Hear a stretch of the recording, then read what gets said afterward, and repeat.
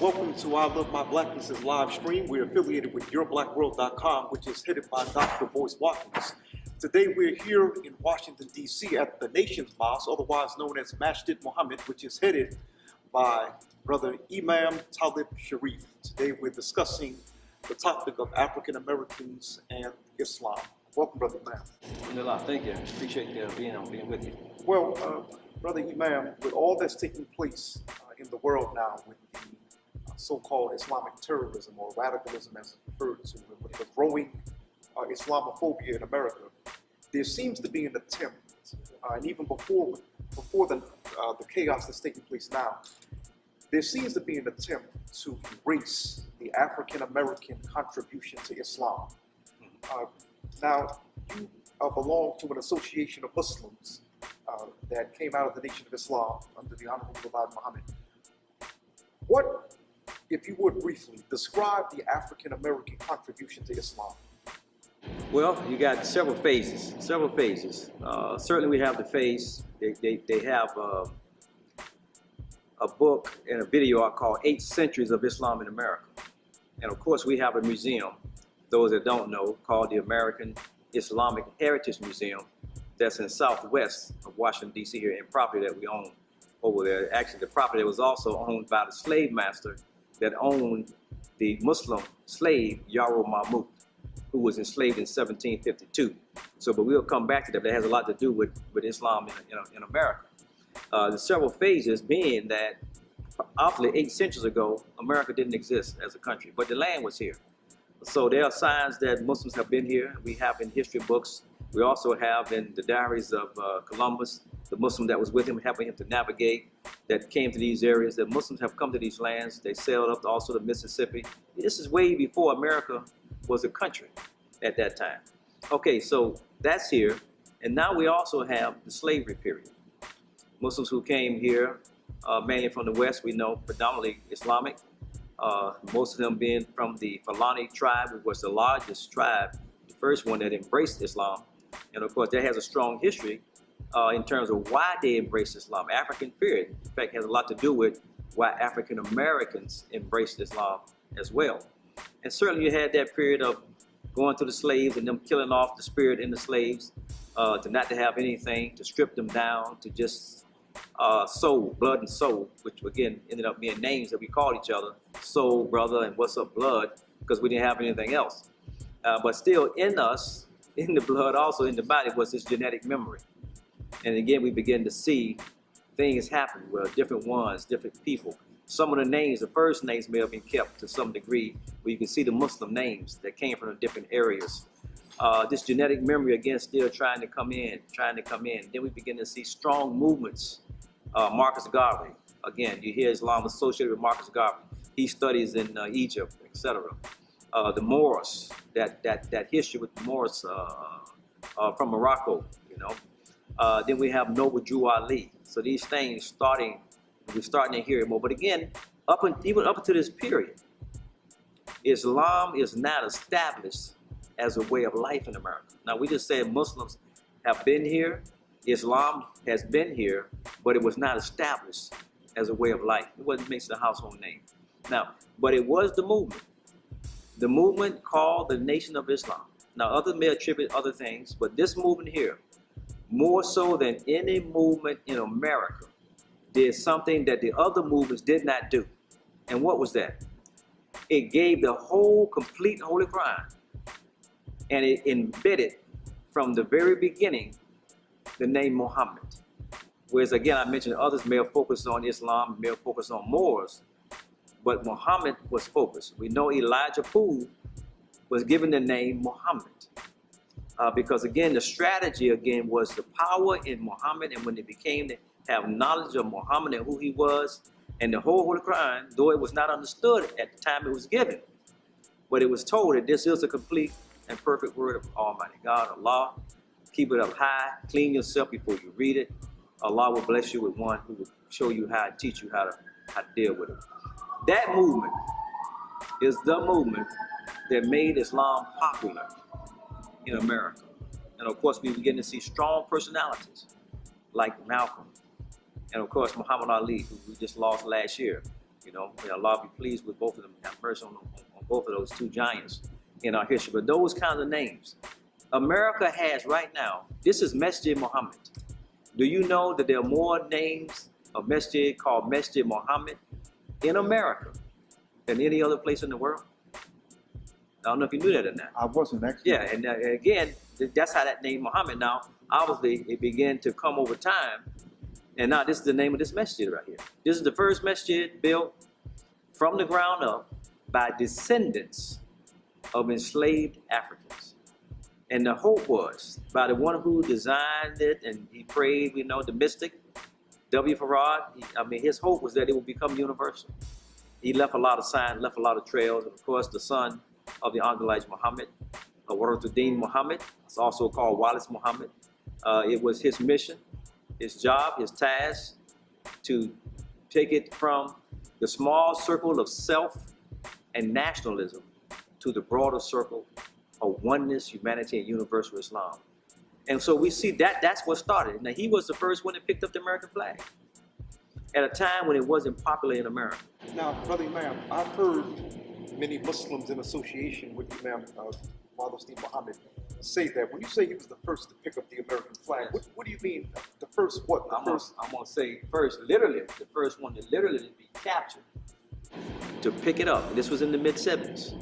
He picked it up, and in fact, at that time, you know, as a people, we weren't picking up because we weren't getting our freedom. We didn't feel like we were part of the society. Our citizenship was looked upon and being treated as second-class citizens. So we weren't quick to embrace the flag. Although we fought in all the wars, that's true. But we still were denied. Even after fighting, trying to see that that would be something that would help us to be embraced in a society that was really our only society at that time as we were being shaped as a new people. Also during that time, when I say picked it up, even white Americans were burning the flag.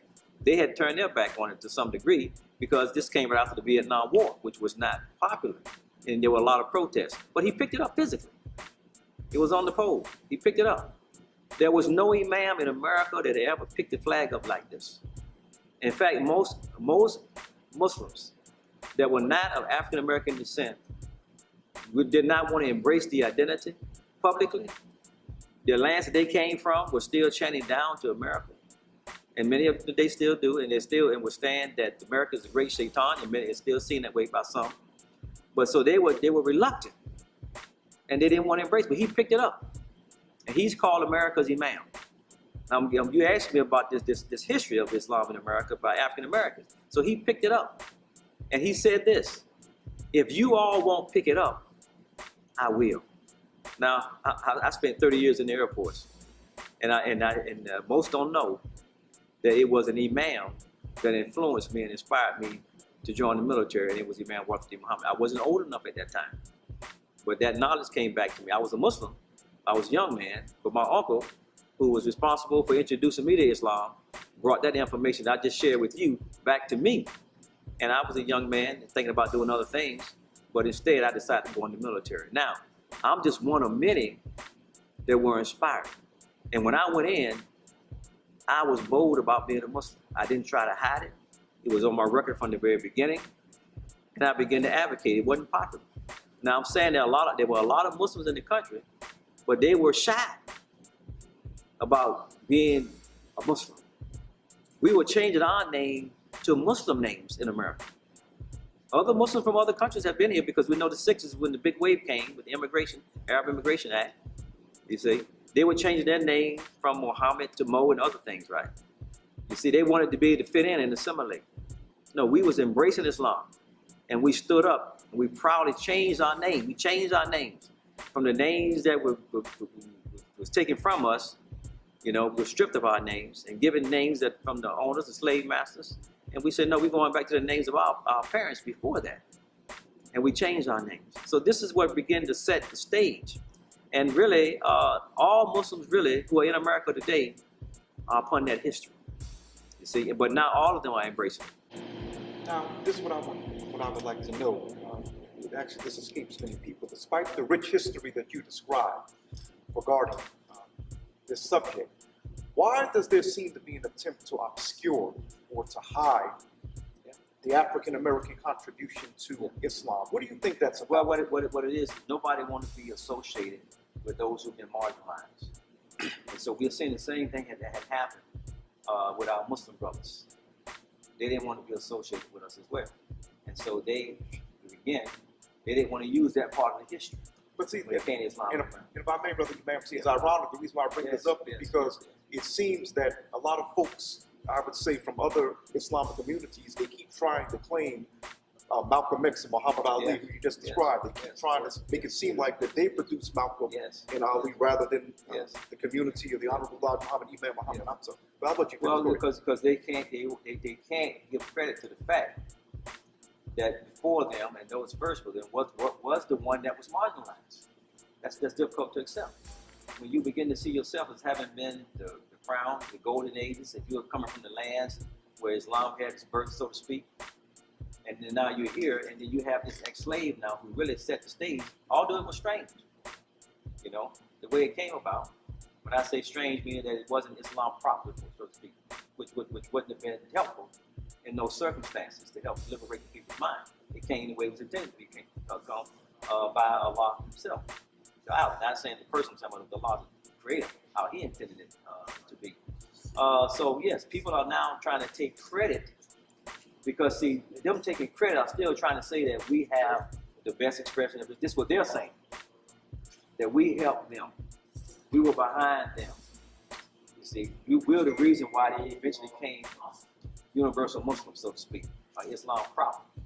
But really, we have helped them now to begin to embrace their identity as Americans. Because if we hadn't done the work that we've done, there'd been a lot of trouble right now. You see the kind of stuff that's happening in America right now. We see the kind of things that took place during the World War II with Japanese interns, those kinds of things. Immigrants would have been in a bad situation had we not been in neighborhoods and in the communities working right here in the society. Now, of course, we're going to begin to wrap up, Brother Imam, because we understand you're on a tight schedule. Concerning what's taking place in the world with terrorism, ISIS, and the growing Islamophobia in America,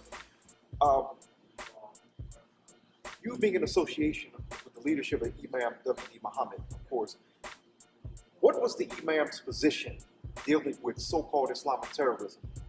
Because like oftentimes when discussing Islamic terrorism, the media seems to only go to the immigrant community. They don't ever seem to come to the African-American Muslim community.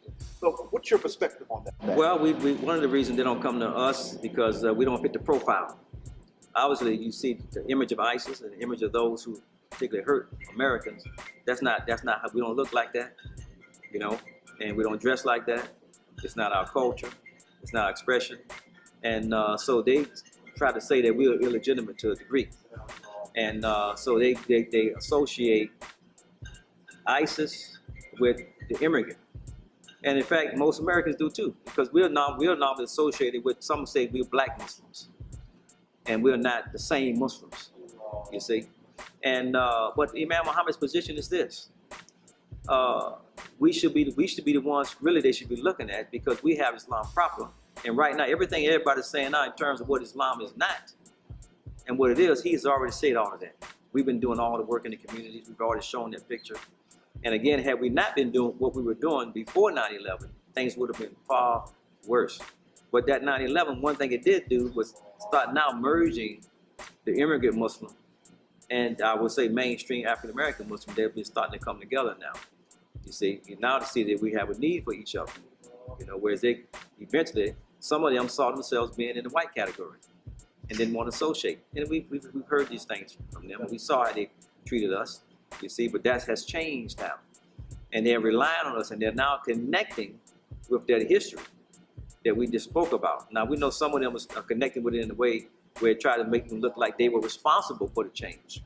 We're still hearing that even as we're speaking. Some across the country are saying that right now. I just heard it just recently, last week, where one tried to associate with the fact that he was behind Imam Muhammad making a change.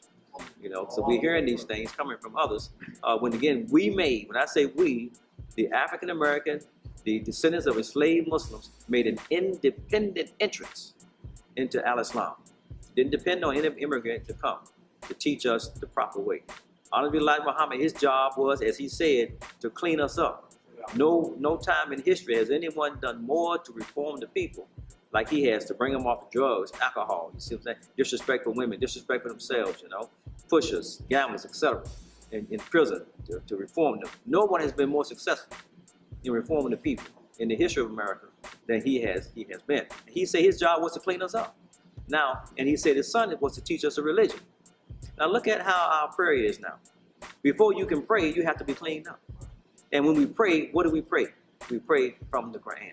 And that was his son's job. So really, in both of them, we see the picture that all Muslims are upon, whereas his job cleaned us up, got us ready for the prayer, for the Quran, which is what his son gave us. And now we've gone to this universal stage that we're on right now. Well, Imam Shareef, thank you very much for joining us. This was a very enlightening conversation. Where's that camera at? Okay, yes, family, we're going to wrap this up.